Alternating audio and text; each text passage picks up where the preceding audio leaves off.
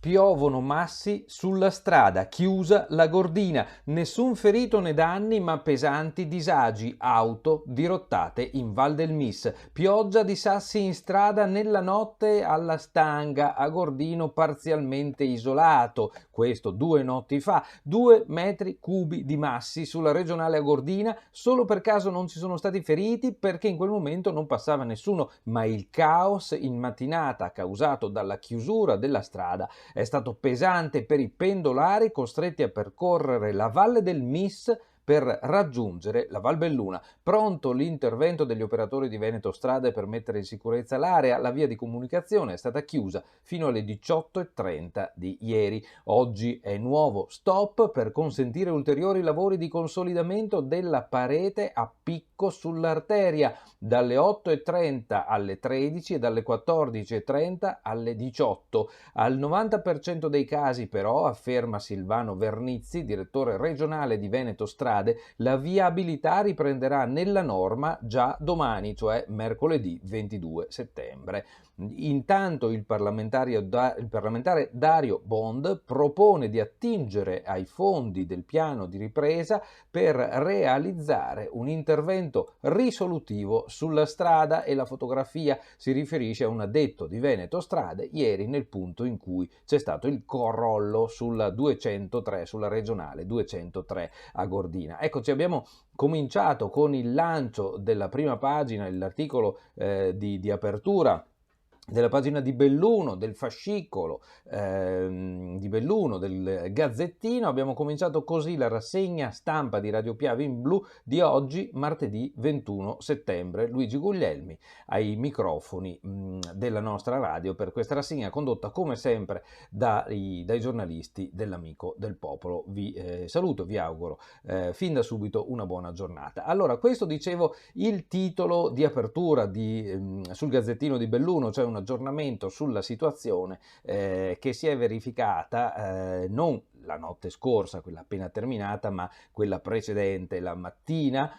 Si è trovata la brutta sorpresa, insomma, della strada chiusa, che ha portato molta gente a dover cambiare totalmente i programmi per la giornata, perché l'Agordino è rimasto bloccato con una finestra di apertura verso l'ora di pranzo, però per il resto tutto chiuso. Ieri notte la strada è stata riaperta al transito, oggi però è di nuovo chiusa, come dicevamo, lo diciamo anche come avviso, dalle 8:30 alle 13 è chiusa e dalle 14:30 alle 18, perché ci sono i disgaggiatori sulla parete che stanno cercando di far venire giù quello che ancora deve venire giù.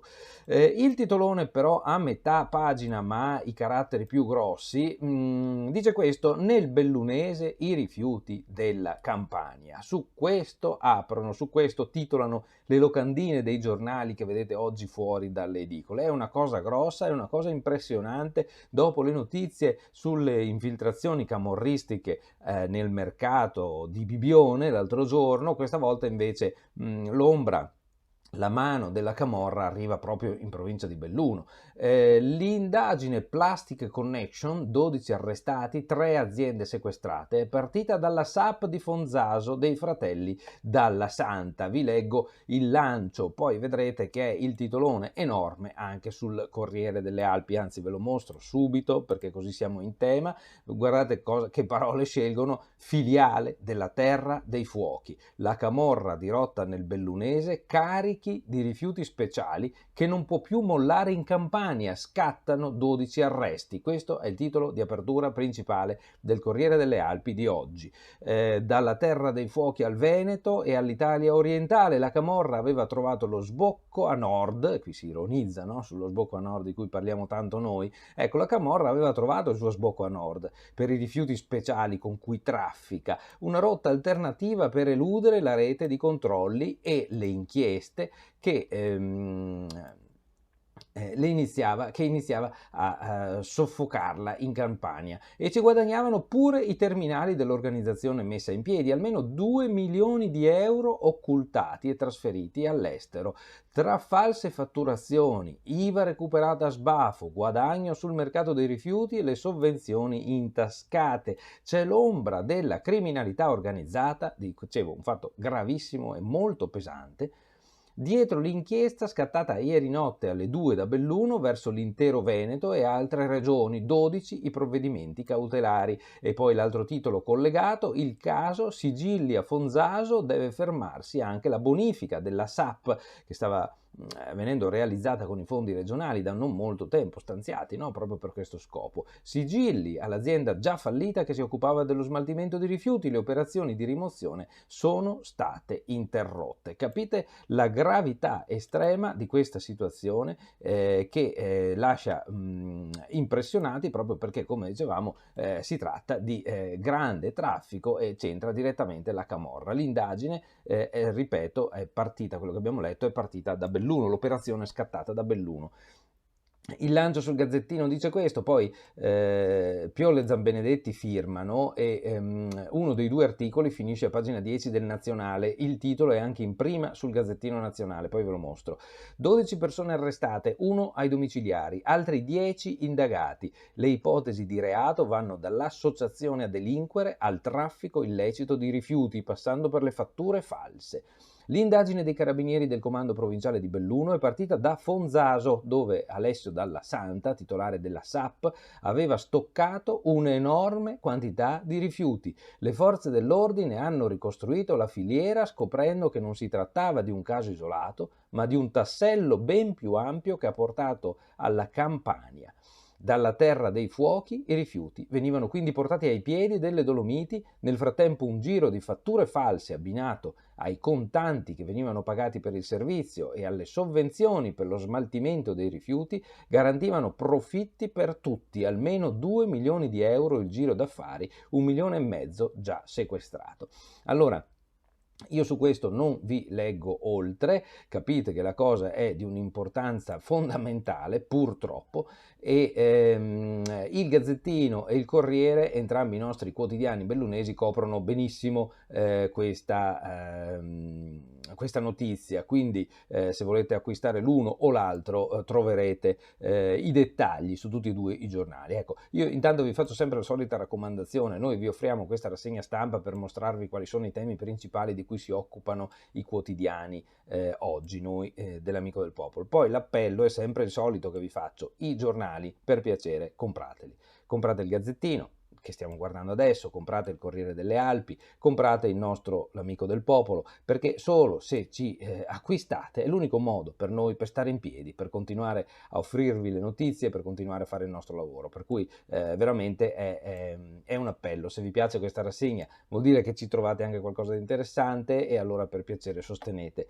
il nostro lavoro, i nostri giornali. Allora leggiamo gli altri titoli del Gazzettino di Belluno. Pista ciclabile sul torrente Caorame, ponte dimenticato e pericolante. Mammani che approfondisce a pagina 9. Pallamano, direttore tecnico della Firex, torna come giocatore in via 50 anni. Cultura, alleanza Bulgaria comune. Ieri c'è stata la conferenza stampa per una nuova lirica a Belluno. Ieri sera il concerto al Comunale che ha aperto la strada a un progetto nel quale è già stata coinvolta anche la Fondazione Teatri. C'è la foto della presidente degli industriali Lorraine Bertone in prima pagina. Perché? Perché ieri si è parlato in città anche di LUISS, l'università che ha sede a Belluno negli spazi bellissimi di Palazzo Bembo in piazzetta Giovan Battista Pellegrini. Corsi LUISS per diventare manager. Dopo l'Open Day partiranno le lezioni. Prima l'Open Day a fine settembre, poi in autunno partiranno i 6 programmi formativi dell'Hub Veneto delle Dolomiti, della LUISS, il nuovo polo di alta formazione, consulenza e ricerca applicata nell'area del business management rivolto alle imprese. Dunque, qui tornando al taglio di mezzo sui rifiuti, c'erano altri 2 titoli che non vi ho letto. Il sindaco preoccupato, la bonifica ora è ferma e il ministro, per questi reati servono pene severe. Bonetti e Santin che approfondiscono questi 2 temi. Si passa nel taglio basso alle vicende del consorzio BIM. Sta un uovo polacco verso la presidenza. Perché? Perché ha fatto un passo indietro De Bon. Allora, fatti salvi i colpi di scena, scrive Zambenedetti, poi l'approfondimento a pagina 7, colpi di scena mai impossibili quando si parla di politica, questa ironia purtroppo ci sta, perché ci sono calcoli, ci sono quelle cose che al normale cittadino sembrano veramente assurde, ma anche brutte da vedere. Dunque, Marco Staunovo, polacco, sindaco di Comelico Superiore, verrà incoronato questo pomeriggio presidente del consorzio BIM, un'elezione resa possibile dal ritiro della candidatura del suo principale avversario, il sindaco di Sospirolo Mario De Bon. Era stato proprio De Bon a rompere gli indugi, costringendo dopo 2 anni di attesa ad individuare un sostituto del sindaco di Alpago, Umberto Soccal, che pur avendo finito il mandato è rimasto in carica a suon di rinvii a causa dello stallo istituzionale. E anche queste cose di per sé parlano, consentitemi. Emergenza Covid, aumentano i contagi nelle scuole, somministrazione delle terze dosi al via, boom di positivi tra alunni e studenti. A distanza di un fine settimana le classi in isolamento domiciliare sono più che raddoppiate, passando da 4 a 10, una del nido, 6 dell'infanzia, 2 delle elementari, una delle medie. Mentre il nido del San Martino, cioè quello dell'ospedale, ha riaperto ieri a seguito di tampone negativo delle persone in quarantena. Piol che firma pagina 7, adesso sfogliamo, incontriamo l'articolo. Notate le classi: 1 del nido, 6 dell'infanzia, 2 delle elementari, 1 delle medie. Vedete, è tutta l'area delle persone in età in cui è impossibile fare il vaccino, perché il vaccino è consentito dai 12 anni in su, e infatti in isolamento non ci sono classi con ragazzi dai 12 anni in su. È atteso questo fatto, il vaccino protegge, e dove non c'è il vaccino purtroppo ci sono ancora le quarantene delle classi, per cui siccome il vaccino lo si può fare anche senza prenotare, l'appello nostro dell'Amico del Popolo è sempre il solito: cerchiamo di approfittare di questa soluzione messa a disposizione dalla scienza, il vaccino, che è l'unico modo per tornare a una normalità, e lo vediamo, perché se non ci fosse il vaccino, se molti studenti non si fossero già vaccinati, in questo momento conteremmo anche classi delle superiori, sicuramente tra gli isolamenti, e invece no, non avviene perché ci sono i vaccini. Pagina 2. Adesso qui scorriamo veloci, vi mostro solo lo sfoglio e vi leggo qualcosa dei titoli. Agli amici di Radio Piave la raccomandazione solita di andare poi a vedere i nostri social, Facebook in particolare, YouTube, Instagram TV, dove potete trovare questa rassegna in versione video. L'inchiesta partita da Fonzaso, dice il titolone. I carabinieri hanno nuovamente accompagnato in carcere il 45enne Alessio Dalla Santa nell'ambito dell'indagine sui rifiuti. Ad aver puntato gli occhi sull'azienda 5 tra procure e direzioni distrettuali antimafia. L'accusa è traffico illecito, incentivi e soldi in nero, così gli arrestati facevano fruttare i rifiuti campani. Confidiamo in indagini rapide per concludere presto la bonifica, dice il sindaco. Ma questo ve lo leggo, c'è anche un avviso sicuramente a pagamento sul giornale: Comuni di Sospirolo, Sedico e Santa Giustina, avviso: oggi tra le 10 e le 12 saranno effettuate alcune prove dell'impianto di allarme predisposto dall'Enel lungo i torrenti Misse e Cordevole a valle della diga di Santa Giustina, che in particolare interessano alcune località dei comuni di Sospirolo, Sedico e Santa Giustina. Quindi non preoccupatevi se sentite allarmi, sono le prove dell'Enel.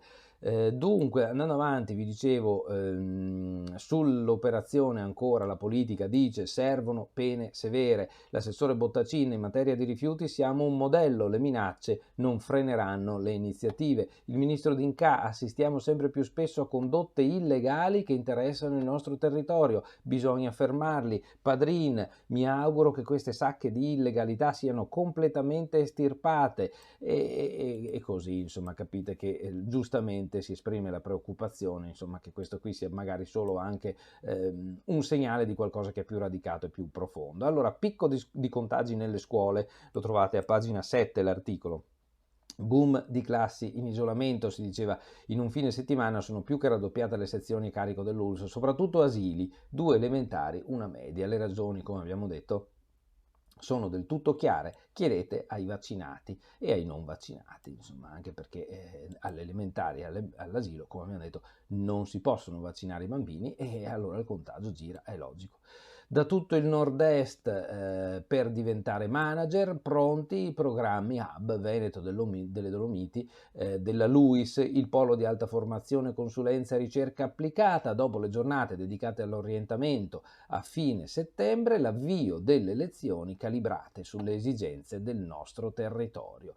Prevenzione, l'ULSS invita le donne allo screening. Si tratta in questo caso dello screening contro il virus dell'HPV, il virus del papilloma umano.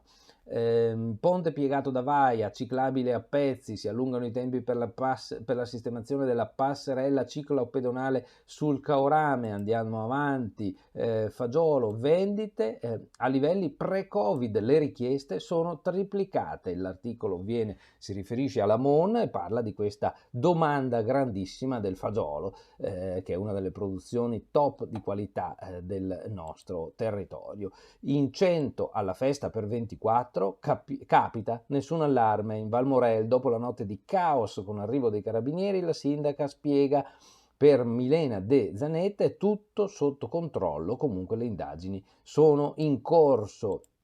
Veloci, pioggia di sassi a Gordina chiusa, ci sono le fotografie, c'è l'articolone, Raffaella Gabrielli che firma, domani la riapertura, dice il Gazzettino, lo vediamo anche sul Corriere, Bond, ora serve un intervento risolutivo. Schianti sul Ponte Cadore, lettera dei sindaci già nel 2004, perché appunto come avevamo detto noi tante volte gli incidenti lì sono stati ripetuti su quella strada, su quel ponte in particolare. Vi ho promesso di mostrarvi la prima del nazionale del Gazzettino, eccola qui, Gazzettino, vi dicevo, il titolo di apertura, piccolino come carattere, ma è l'apertura, è proprio sui nostri rifiuti, perché si parte da Belluno, da Fonzaso, rifiuti, la nuova rotta dalla Campania al Veneto, migliaia di tonnellate di sostanze illecite spedite a nord-est, 12 arresti.